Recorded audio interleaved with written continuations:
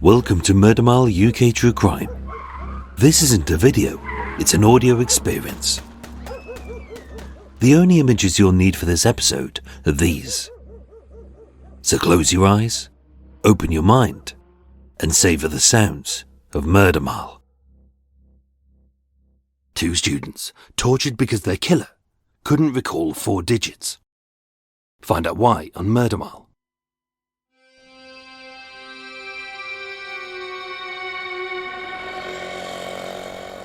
Today I'm standing outside of the South Kensington campus of Imperial College London, SW7. 2 streets east of the shattered memory of Gunter Badola. 3 streets south of the stolen womanhood of Olvida Kukan. And a short walk from the bad bingo caller's banger. Coming soon to Murder Mile. On Exhibition Road, just shy of Hyde Park, sits the Natural Sciences Faculty of Imperial College London. A learned establishment for the smartest of brain boxes who dedicate their time to clever things, like reading big books with long words and usually no photographs. Unlike most other students who blow their 3 years of study, slumped in a heap, humping a scrubber, chugging a keg, mooning their butt crack to every resident this side of Harrods, and spattering every pavement with 8 litres of china-stinking chunder. But learning about each other's culture is a big part of university life. In the summer of 2008, 2 brilliant French scholars, Gabriel Ferez and Laurent Bonomo, were studying at this facility on a 3-month placement as part of their degree in biochemistry. As students who excelled, here they met like-minded scientists on their journey to become the best that they could be. But with this city being so expensive, they also came across 2 of the worst examples of London's scum. My name is Michael, I'm your tour guide, and this is Murder Mile. Episode 310, Tortured for Digits.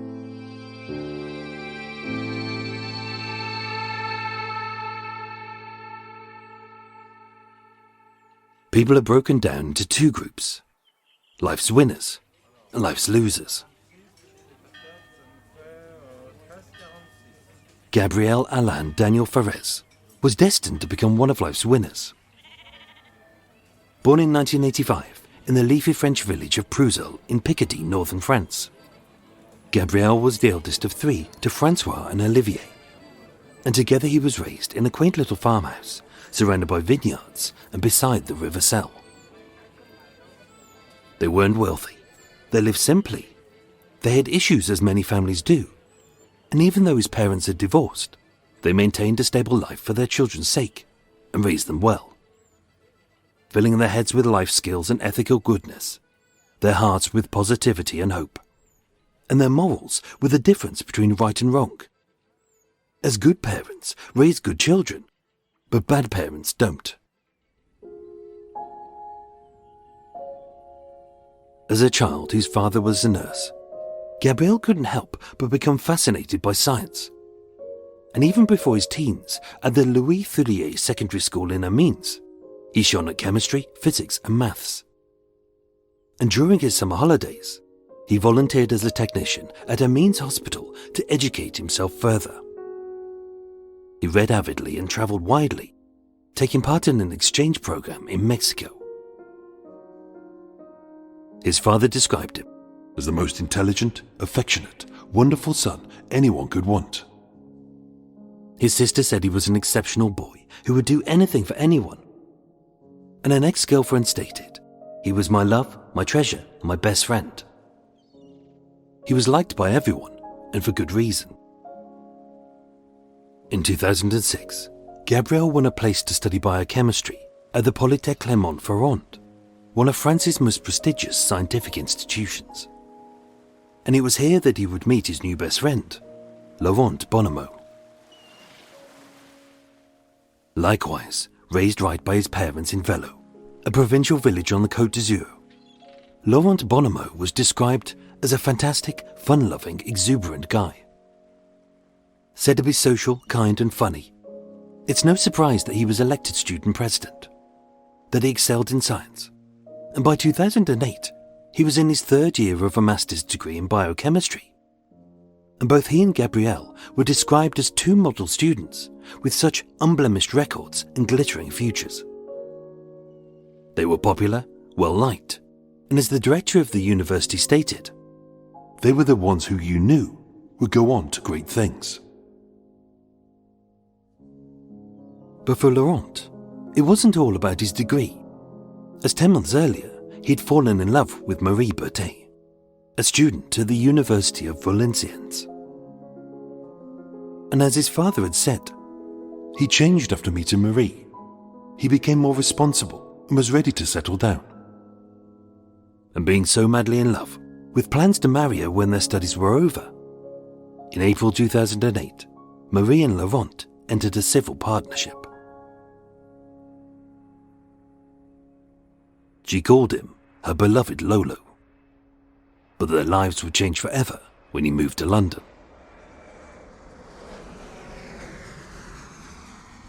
At the start of May 2008, Gabriel and Laurent flew to the UK to live and take part in a 3-month exchange programme at the Imperial College London.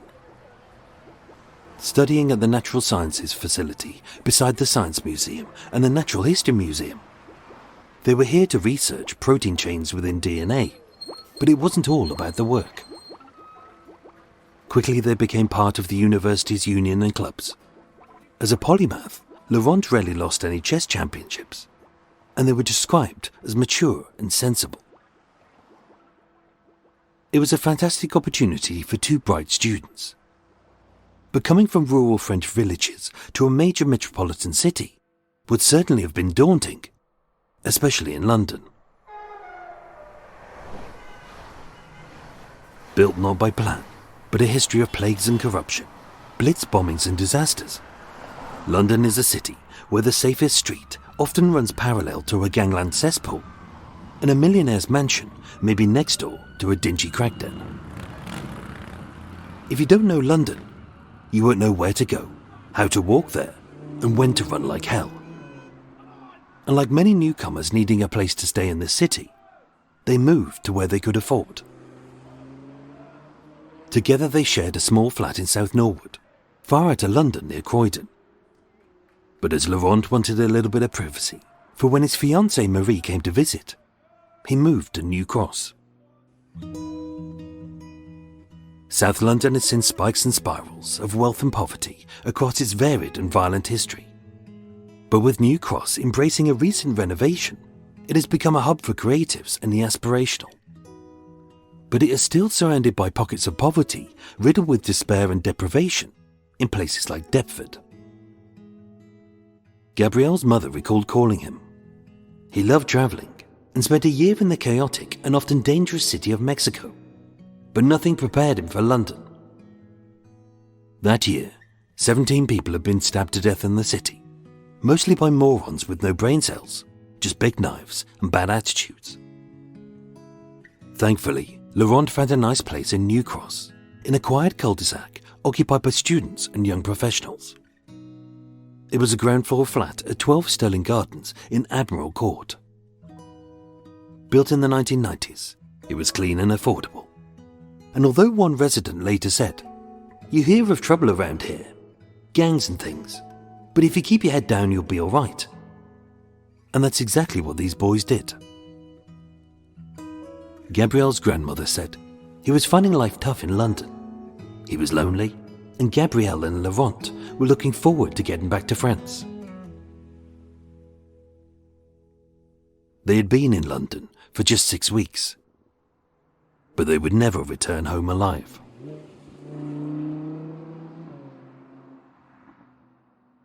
Gabriel and Laurent were two high flyers whose lives were changed by two low lives.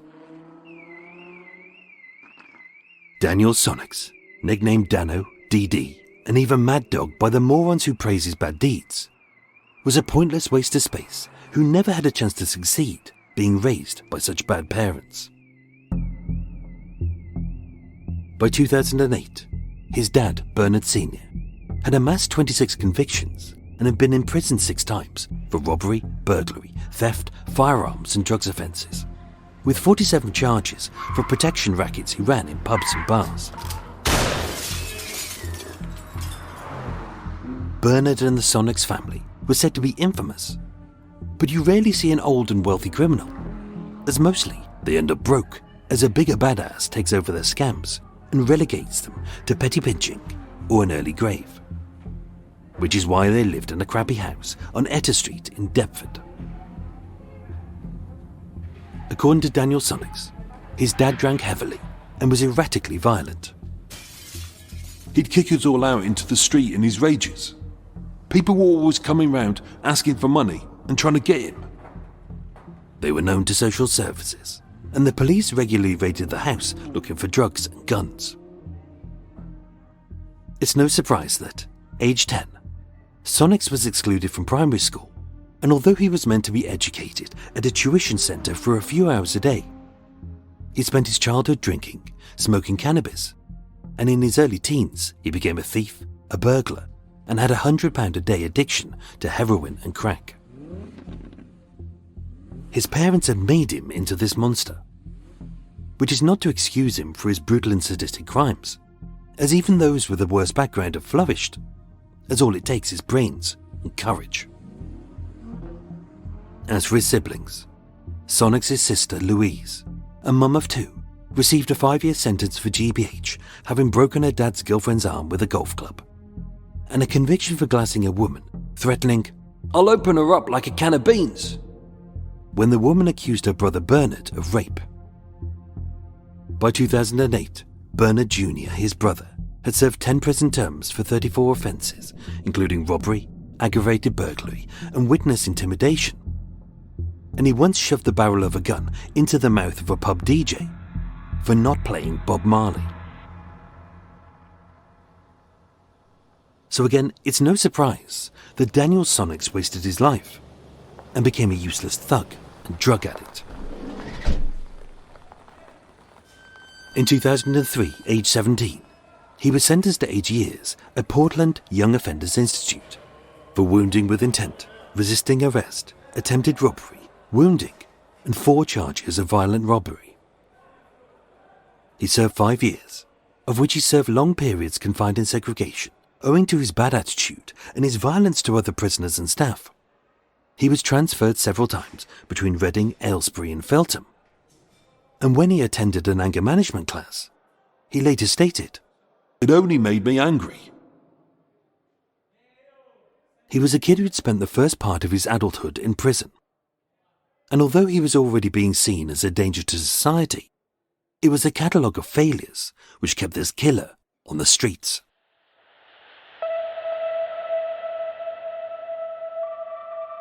In May 2004, 1 year into his sentence, a prison doctor assessed him and stated, He admits his reactions could kill, suggesting he knew he had no control over his anger or his aggression. His file stated, He is a very troubled young man, with a history of violent crime and 40 incidents during that first year in prison, for drugs, fighting and arson. But none of this information was shared with any other authority. In July 2007, having gone through a drug withdrawal program, he was calmer and less paranoid. And although he was considered high risk, on the 8th of February 2008, he was wrongly categorised as medium risk, and this serious mistake wasn't spotted, as the printer in the probation office had broken. Released from prison early, this medium-risk felon wasn't supervised by the police as he should have been, but was handed to Susan Blaine, a newly qualified probation officer with only a few months' experience and 3 times the workload, with 127 criminals to monitor at the same time. In her own words, she said, "I couldn't cope." And lacking the support she needed, more mistakes would be made. On the 10th of February 2008, Sonnex and an associate tied up a pregnant woman and her boyfriend. They put pillowcases over their heads, threatened them with a hammer, a saw and a knife, and demanded money. But with the couple too terrified to bring charges against them, likely having been threatened by his family, Daniel Sonnex wasn't recalled to prison his parole wasn't reviewed, and he received just a verbal warning. On the 23rd of April 2008, while still on parole, Sonnex was arrested for stealing a handbag from a pub. But instead of being instantly recalled to prison, he was placed on bail, and with the police failing to inform his probation officer for 5 days. It wasn't until the 28th of April that he was finally sent back to H&P Belmarsh. And then, on the 16th of May at Greenwich Magistrates Court, a mix-up and the government's need to ease prison overcrowding meant that he was granted unconditional bail and he walked free.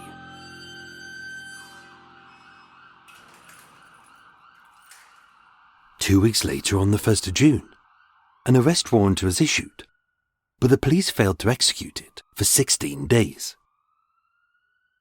A failure which led directly to the brutal torture and murder of Gabriel Ferez and Laurent Bonomo.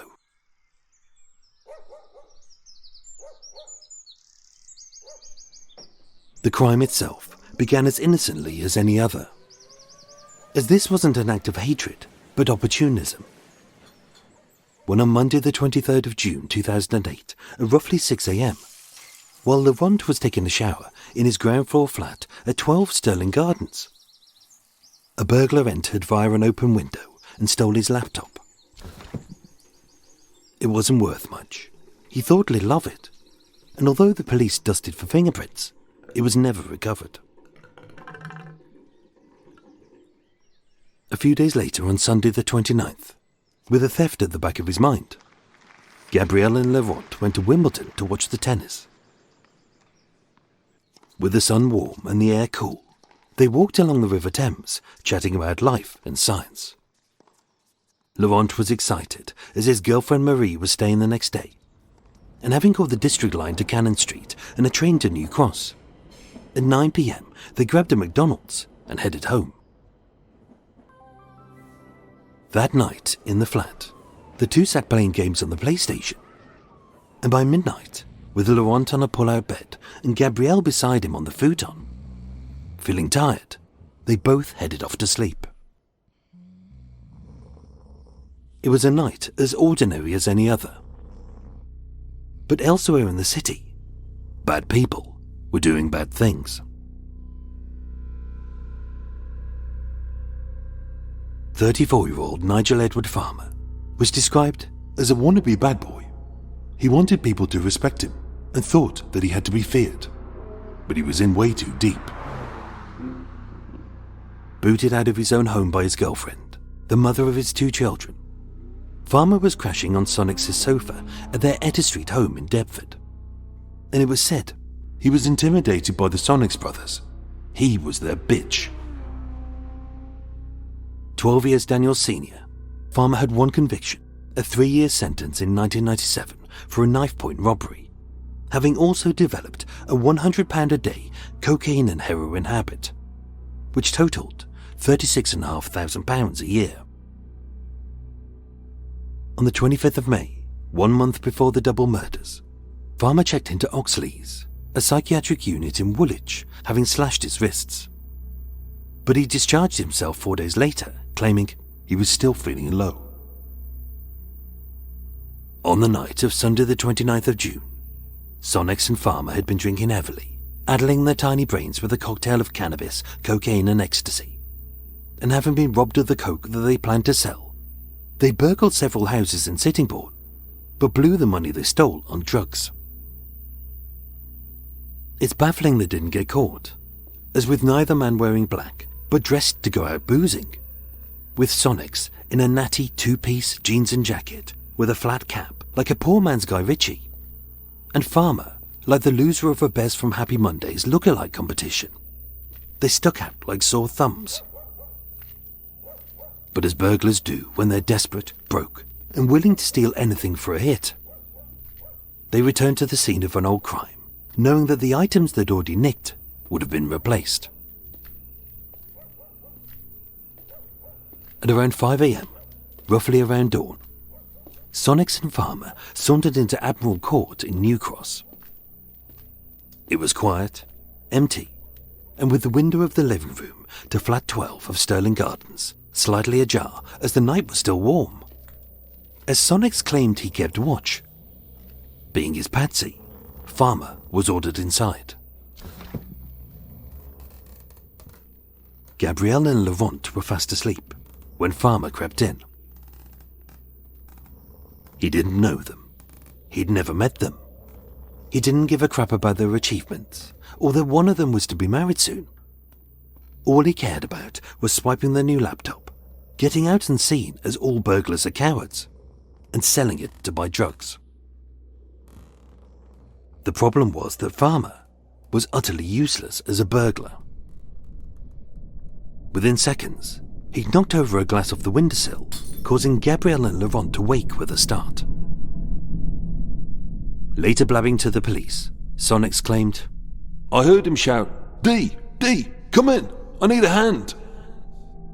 And as he climbed inside, I saw one guy, Gabriel sitting on the futon, talking in French very, very loudly.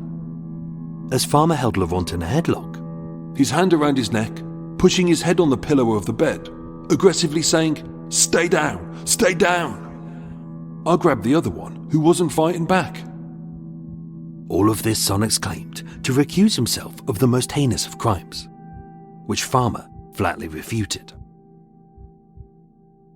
Again, although associates stated Farmer lived in fear of Daniel Sonnex, Sonnex told the court, Farmer tied up Laurent and ordered me to bind the other one's feet and ankles with a pair of his girlfriend's stockings which had been left behind, and a set of towels wrapped around their heads so the students couldn't see, couldn't shout, and could only speak when the burglars wanted them to.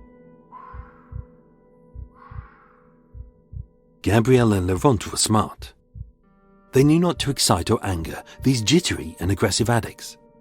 As being two slim-framed bookworms who were bound and blindfolded on the bed wearing just their underpants, they wouldn't stand a chance if they fought back. Besides, all the burglars wanted was money and goods which could be replaced. So as Farmer ransacked the flat, Sonnex recalled in his defense, one spoke a little English, said something about his girlfriend. I know that for sure. I said, just keep thinking about your girlfriend. As soon enough, the burglars would be gone, and the whole incident would be over. Besides, being students, there wasn't much to steal. The laptop hadn't been replaced yet, so Farmer swiped their mobile phones, which were Motorola Razr V3s, worth £74 each if new, but £20 stolen. Two Sony PSP handheld game consoles, worth £130 if new, but £50 stolen, as well as a little cash and Laurent's bank card.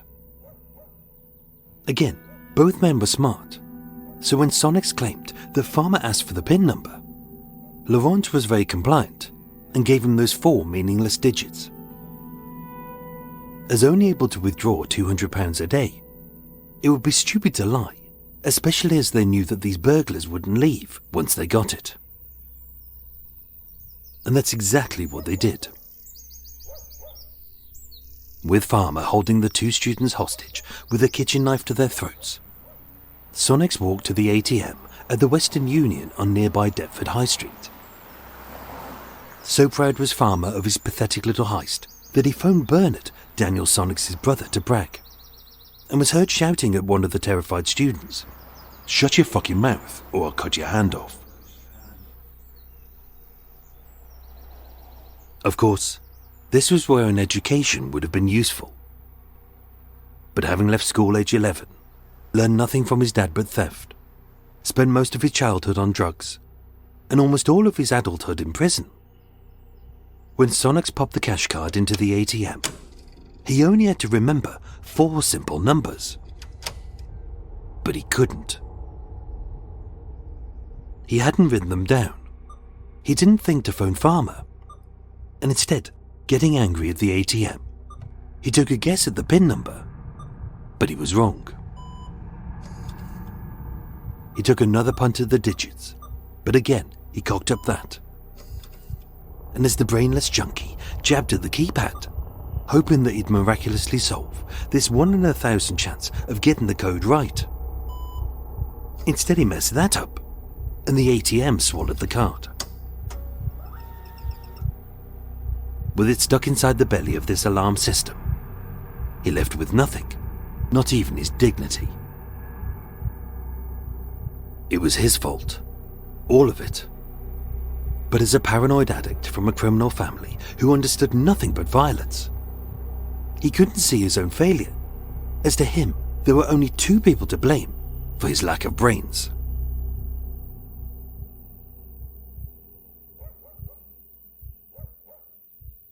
It was said that Sonnex returned to the flat about 8 a.m.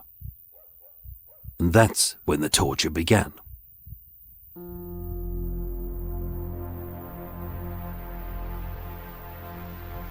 Detective Superintendent McDuthie said, It was speculated that owing to the level of violence, that the killer or killers were on crack cocaine. Described as an orgy of bloodletting. They were treated like animals. It was carnage. There was blood up the walls and on the ceiling.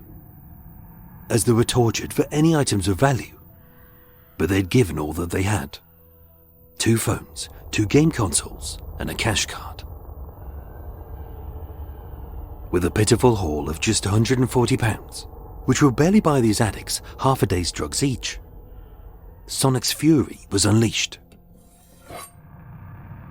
Over 2 hours, both students had 243 wounds inflicted upon them, with a knife driven into Gabriel's bound and helpless body 47 times, as the blade penetrated his head, neck, back and chest, with such force that his skull was skewered as the knife severed into his brain.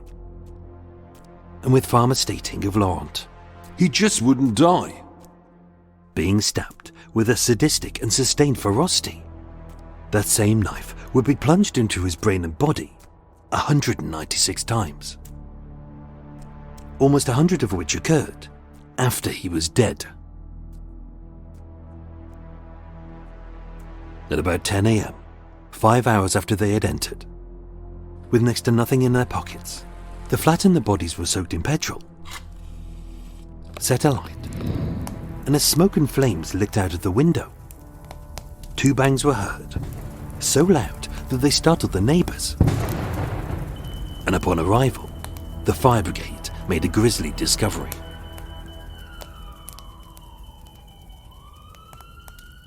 And as if this catalogue of failure which had let this killer walk free hadn't done enough damage, ironically, at 2 p.m. that same day, the police finally actioned the arrest warrant to recall Sonnex to prison. But when they got to his parents' house in Deptford, where he'd been sighted, he and Farmer fled over the back wall. It seemed like a targeted hit, but there was no obvious motive for the students to be tortured. The stolen items were searched for but never found. And although detectives said It was clearly a frenzied and horrible attack, but it didn't appear to be the work of professionals. Sonnex and Farmer were as useless as burglars as they were as killers, as having set fire to the flat while they were both still inside, that first explosion occurred when a portable gas heater caught light, and as Farmer fled the scene with his hands scorched and his face badly burnt, 2 neighbours spotted him. On the 6th of July 2008, with an e-fit released as well as his description, A white male, 30 to 40, slim, white trainers, blue jeans, a dark top with fun gen on it.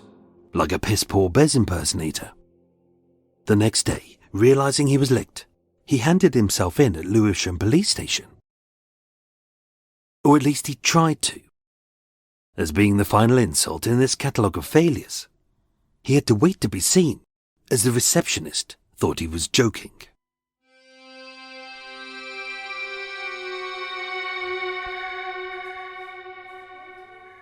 Luckily, Farmer waited in line, confessed to a detective, being charged with arson, aggravated burglary and both murders.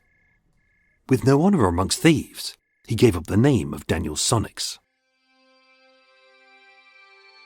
Tried at the Old Bailey on the 24th of April 2009. Although Sonnex admitted to 1 count of burglary, they denied all charges including murder, and to save themselves, they blamed each other. Deliberating on the 29th of May, the majority verdict found them guilty of all charges. On the 4th of June, sentenced to life, Nigel Farmer was told he must serve a minimum of 35 years, meaning he won't be eligible for parole until 2044. And as the most sadistic of the pair, Daniel Sonnex must serve at least 40 years. In court, most of the jurors cried as Gabriel and Laurent's parents read their victim impact statements. Laurent's fiancée, Marie, had to leave the court when she saw Sonnex, stating her only emotion was that she wanted to kill him. It was pure hatred. He is not human. He's a savage, a monster. And yet when Sonnex was led away to spend the rest of his life in prison, he winked at his father, whistling as he swaggered away, not appreciating that it was his dad's piss-poor parenting which had led to this. As predicted, it's highly likely that Daniel Sonnex will never be released, as on the 19th of June 2010 at HMP Long Lartin, having supposedly converted to Islam, he attacked Richard Stringfellow, a prison guard, with a vegetable knife, having held him hostage. Said to be foaming at the mouth, Sonnex is now being held at Broadmoor Psychiatric Hospital, having built a glider out of a mattress, a fridge and some coat hangers to make his escape, as he feared that French and British agents wanted to assassinate him. As he also claimed that Gabriel and Laurent's murder was a government cover-up, as these students were about to expose bird flu. Sonnex has since been diagnosed with a low IQ and a severe personality disorder.